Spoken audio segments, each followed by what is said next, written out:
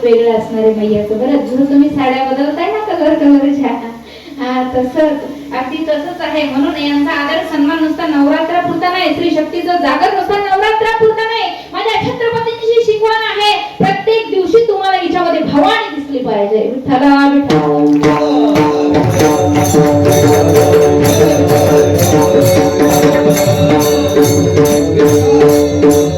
जेवढे दिसतात ना त्या कोण आहे? जगदजननीचा अवतार आहे. आणि ज्या पुरुषाला कळलं ना ही कोण आहे? जगदंबा आहे, हीच भवानी आहे, हीच कालरात्री आहे, आणि जर वेळ आली तर हीच महिषासुरमर्दिनी आहे. हे कधीच बरं का विसरायचं नाही दादा. फक्त नवरात्री पुरता आपल्या आदिशक्तीची सेवा नाही करायची. तुमच्या घरामध्ये वर्षभर, वर्षाचे दिवस किती असतात? 300. मोठ्याने बोलावया मनाला कमी ऐकायला येतं.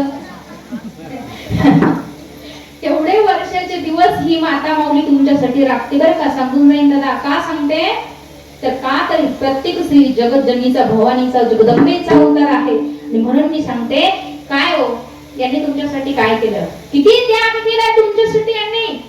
आणलं का सोबत काही? स्वतःचं नाव सुद्धा यांनी आपलं नाही. इतका त्याग आहे जगाच्या पाठीवरती. स्त्री इतका त्याग एका पुरुषाचं सुद्धा नाही बरं दादा. माहेरी कुमारी होती ती, सासरी सौभाग्यवती आहे. माहेरचं तिचं नाव वेगळं असतं, आणि जर नसलंच ना जमत तर म्हणतात ब्राह्मण देवता एक काम करा, नाव बदलून घ्या पण कुंडली जुळवा. 100 वाढ घ्या, 500 वाढ घ्या, पण पत्रिका जुळली मिळली पाहिजे. 10-15 गुण होत असतील तर 36 कशी तरी करून घ्या. 1000 नाही तर 5000 घ्या, पण कुंडली कुंडली जुळवा. असं आपण म्हणतो. लग्न जमतं पण नाव बदललं म्हणून तिथे पत्रिका जुळली. मला सांगायचं काय तात्पर्य दादा की ह्या ज्या काही आहेत ना तुमच्याकडे नाव सुद्धा घेऊन येत नाही हो. माहेरी यांच्या नाव पुढे यांच्या बापाचं नाव होतं, पण खास तुमच्यासाठी इतका त्याग एका स्त्रीचा आहे की तुमच्यासाठी यांनी बापाचं नाव काढलं, तुमचं नाव लावलं. म्हणजे तुमच्या मनात त्यांच्याबद्दल किती आदर असा. तुमचं आडनाव लावलं, तुमचं नाव लावलं, आणि आज लग्न झालं त्या दिवसापासून ती लक्ष्मी स्वरूपात तुमच्या घरी आली आहे. म्हणून या लक्ष्मीचा कधी अपमान करायचा नाही बरं दादा. स्त्रीचा कधीच अपमान करायचा नाही. जो स्त्रीचा अपमान करतो तो पुरुषच नाही. विठ्ठला विठ्ठला.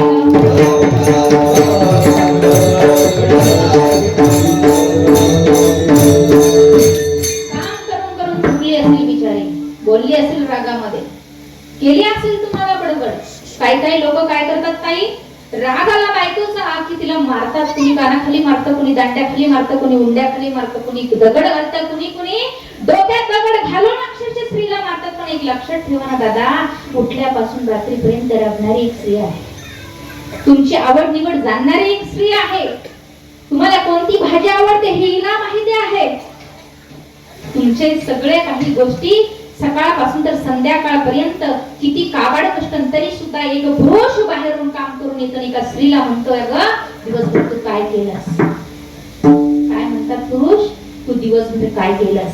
अहो प्रत्येक ठिकाणी तिला जावं लागतं. प्रत्येक ठिकाणी 9 महिने 9 दिवस लग्नासारखं वागवणारी सुद्धा स्त्री आहे. एका बालकाला जन्म घालणारी सुद्धा स्त्रीच आहे. आपल्या रक्ताचे 2 थेंब आटून दुधाचा 1 थेंब तयार करणारी सुद्धा माझी स्त्रीच आहे. म्हणून त्या स्त्री शक्तीचा जागर, त्या स्त्री शक्तीचा आदर प्रत्येक पुरुषानं करावा. आपल्या आज घरामध्ये एखादी मोलकरीण जर ठेवली ना कामाला दादा, किती रुपये महिना देतात? 15,000 म्हणा, 20,000 नुसतं म्हणा. आपल्याला कुठं लगेच द्यायची? 15,000 म्हणा. भांड्यावाली बाईला 15,000 महिना देतात. बघा बरं, सांगून नाही स्त्री शक्ती विषय बोलते. ठीक आहे, एक स्त्री लग्न करून तुमच्या घरी आले, ती तुमची रोज भांडे घासते. महिन्याला तुम्ही किती पगार देता? हा प्रश्न माझा तुम्हाला. एखादी धुण्यावाली बाई ठेवा, महिन्याला पगार किती घेते? 10,000 म्हणा, 5 म्हणा, नाही तर 15 म्हणा.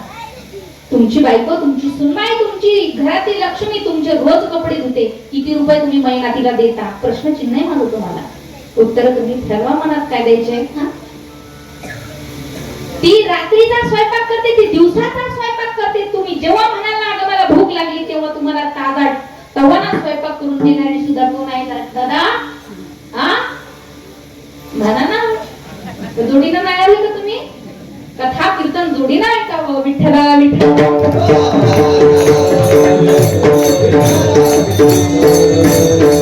तुम्ही जर पुण्य कमवलं 100% तर त्याचा 50% हिस्सा यांचा आहे. नीट ऐका दादा काका मामा, तुम्ही जर 100% कमवला पुण्य तर 50% हिस्सा यांना जातो आपोआप, न काही करता. तुम्ही जर वैष्णो देवीला गेलात ना ते पुन्हा 50% यांच्याकडे येतं, आपोआप येतं.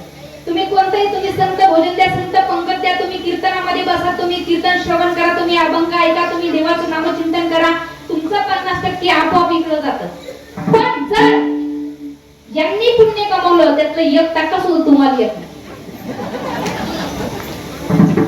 हा फरक आहे, कारण तुमचा तेवढा त्याग नाही. म्हणा विठ्ठला विठ्ठला.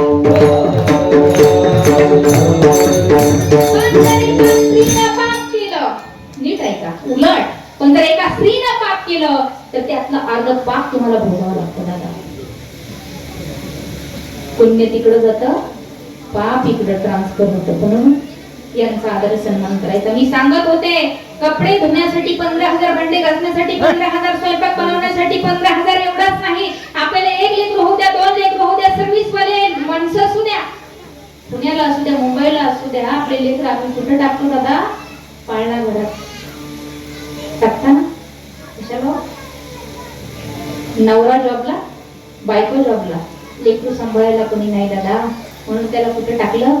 पाळणा घरात. किती रुपये महिना? पण आज आपली बायको सगळं घरातलं सकाळपासून पहाटे 5 पासून तर 11 पर्यंत राब राब राबते. तुमचं लेकरू सांभाळते, त्याला शी करू दे, त्याला सू करू दे, त्याला खायला प्यायला घालते, ते रडलं तर त्याला उचलून घेते, उचलून घेता घेता घरात झाडू मारते. तुम्ही तिला किती रुपये महिना देता? तरीही आपण तिला म्हणतो कामावरून आल्यावर काय केलंय तू दिवसभर? आपल्याला म्हणाय थोडी तरी जनाची मनाची वाटली पाहिजे. जी वाटते तिचं नाव मी घेत नाही. ही जागा तसं म्हणायची नाही. माझ्या ठिकाणी दुसरे असते तर म्हणून गेले असते, पण मला कुणाची अपमान करायची सवय नाही. माझे ज्ञानोबा तुकोबांचे विचार मला तसं बोलायला परवानगी देत नाही दादा. म्हणून मला एवढंच सांगायचं आहे, ही साधी सुधी नाही, ही जगदंबेचा अवतार आहे, ही कालरात्री आहे, ही कालरात्री आहे. हिनं महिषासुराचा वध केला. आपला करायला टाइम लागेल का?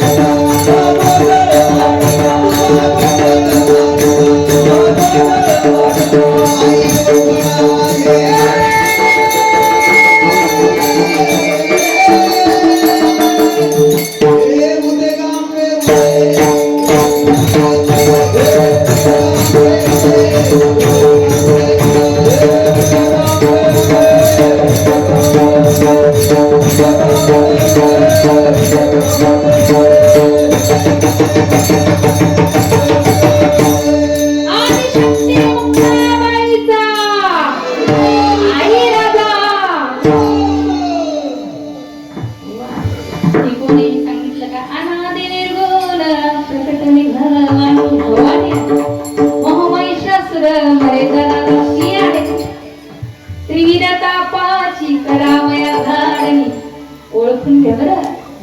म्हणून आजपासून इथून माग केला असेल बायकोचा अपमान दादा, जाऊ द्या. इथून माग काही बोलले असतील, जाऊ द्या.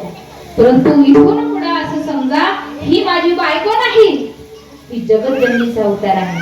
बायको म्हणून समजू नका, तर ती माझी देवी आहे, ती जगतजननी आहे असं समजून ते संभाषण करा. तुम्हाला सुद्धा सांगते, आपल्या समोर हे नारायण आहे असं तुम्ही लक्ष्मीला मान्य करा. कारण ती कुठे बसली सांगू ना, पाय लक्ष्मीचे हाती तिसी यावे. काकुला ती एकमेकांच्या वरती विश्वास आहे, श्रद्धा आहे, प्रेम आहे, म्हणून ते नातं अतूट आहे. विठ्ठला विठ्ठला.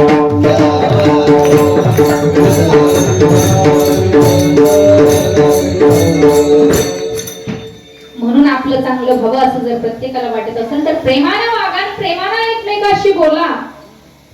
प्रेमाने एकमेकाशी बोलला तर कुठेतरी हित सजलं जातं. आणि साधू संतांवरती विश्वास ठेवला तर संत महात्मे, आईबाप आणि भगवंत आपलं हित साधतात. नुसतं हितच नाही तर अजून काय करतात, माझे भगवान परमात्मा त्यांच्यावरती कृपा करतात. अभंगाचं दुसरं चरण. तेची माझे हित